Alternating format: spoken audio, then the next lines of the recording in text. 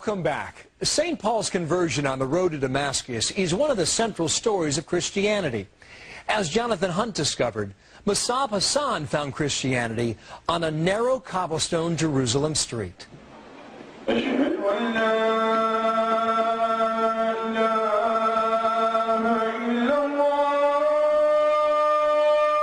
With his faith in Hamas and Islam shattered by his prison experience, Musab Hassan was a lost soul. But a rare visit here to Jerusalem changed his life.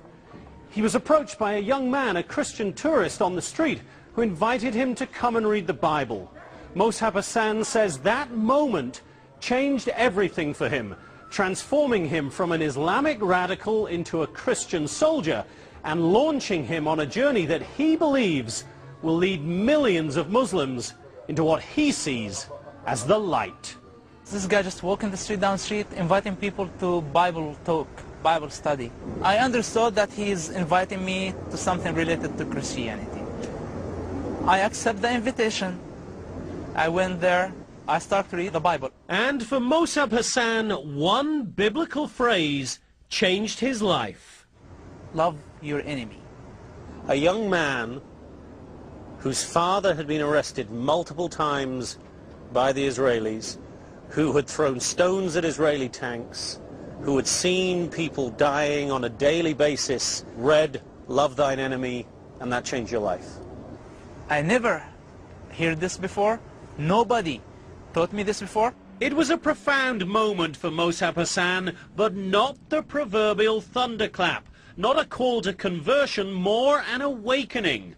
For a young man brought up in a deeply spiritual family, strictly Islamic, turning his back on his faith because of one reading of the Bible was simply not possible. I couldn't move with my Christian faith before I solved my problem with Islam.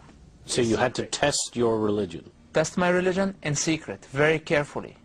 Very carefully. It took me a long time to do this. Restudying Islam? Restudying Islam from different point of view, not relying on people from the West, not relying on Christians, just relying on myself.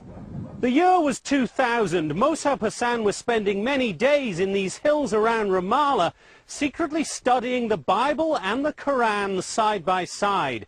It was a difficult time for a young man struggling with a crisis of faith. I had like a mental conflict every day. It was an impossible situation. In studying the Quran, Musab Hassan found what he calls thousands of inconsistencies. What Muslim sheikhs or religious people do, that they focus on only one part of Islam. Which part do they focus on? The part that they need for that time. If it's a war zone, if it's wartime, they're talking about jihad. If it's our relationship to Christianity and we have to coexist with them, live with them in peace, they bring verses talking about peace. If they have to fight Christians, they bring the verses that... So it's like very political religion. And this way, I discovered that Islam is the most bipolar religion on earth, that you can find whatever you want. So the Quran contradicts itself? In so many ways. Musab Hassan was now finally ready to accept that his future was as a Christian. But given his life up until now, given his father's position in Hamas, that would have to remain a secret, known only to him and a handful of Christian friends. For months that became years, he would walk the hills of the Holy Land, seeking out places to study and pray, secretly and safely. It's very challenging and it's very dangerous, yes. I walked those same hills with one of Musab Hassan's Christian friends, a friend who spent many days studying with Musab and who is still too afraid to be identified. It's the toughest situation that I face through my life, to my Christianity life. So it was safer to go with him and meditate and worship the Lord just secretly, because we know that the tension that has in the religions here in Jerusalem or Ramallah, it's very tough. It's very tough, especially between Muslim and Christian. For Mossab Hassan, it was increasingly clear he couldn't stay in the land where he was born. He had difficult decisions to make. Your life would have been easier had you never picked up the Bible. Of course, just like to stay in my, under my drug, the Islam. It's the Islam, you're under the drug. Now I have my own responsibilities. And now I see that this path is the right path. This is talk that does not deserve a response. Sheikh Hamid Batawi, the Hamas official and Islamic court judge, says Mossab Hassan's view of Islam is wrong and offensive. Islam